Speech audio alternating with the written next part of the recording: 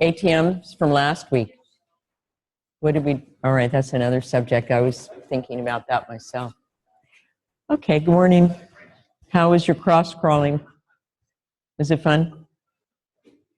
Almost fun? On the verge of being fun? Okay.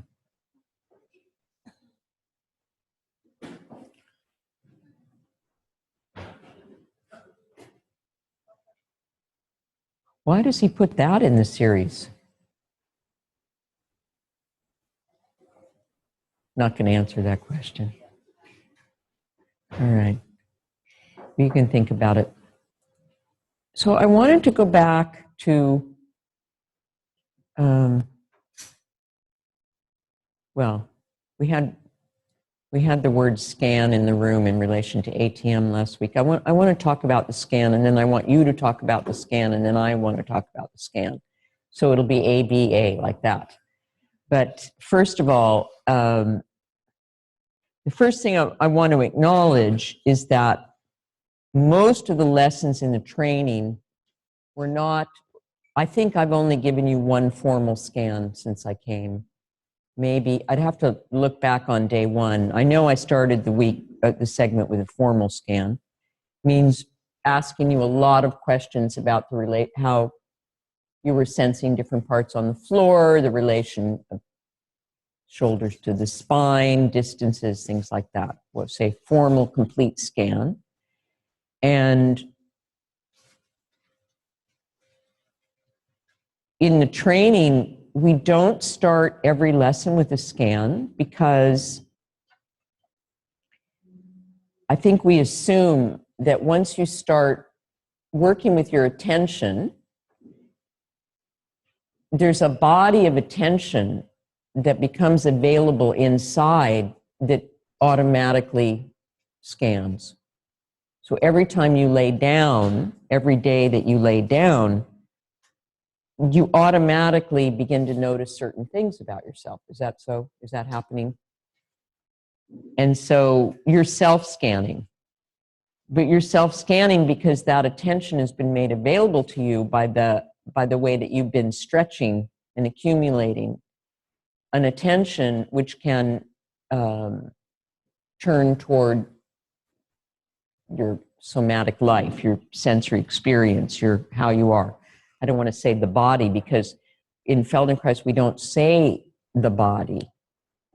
We say yourself. So that's one thing you need to learn in teaching ATM is that you never ask somebody about their body.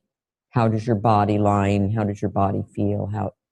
Because Moshe said that's already a false division between whatever it is we call the mind and whatever it is we call the body. And so how are you lying on the floor, you would say. Okay?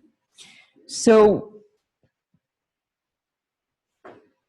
it looks like if we look back in the early days of Moshe's work, which is the Alexander Yanai lessons, which at some point you'll find out more about. I don't think we really recommend them for beginning ATM teaching necessarily, do we? But well, we'll see what Julie wants you to start with ATM teaching. But at any rate, in the early days, he also didn't necessarily give real scans, but then occasionally he would. And then in some of the later lessons, he did more of it. But what I'd like us to think about, I would like us to think about two things this morning. The first, and there's a whiteboard there that I moved closer, Ray, and we might write something on it, just to let you know I'm capable of it. Anyway, Ray and I had a chat last week about whiteboards and writing things on them, but anyway. Now, so the two things we're going to think about is, first, what's the function of a scan? Why are you going to give a scan?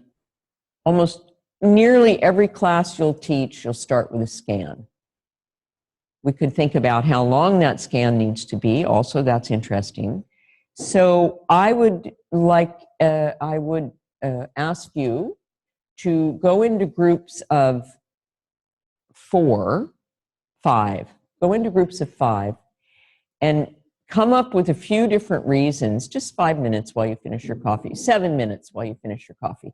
But come up with what you think the reasons are. What's the scan about? What are we doing with it? What do we want to be doing with it? Why do we have it? And why might you want to give it to why might you, when you teach the public, how many of you are planning to teach weekly classes?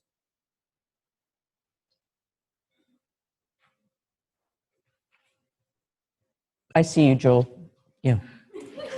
Morning. No, I'm teasing you.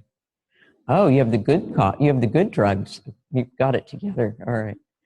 Okay. So if you do your weekly classes, why would you start with a scan? So go in groups of 5 and have a chat, and then we'll call you back and we'll see what you came up with.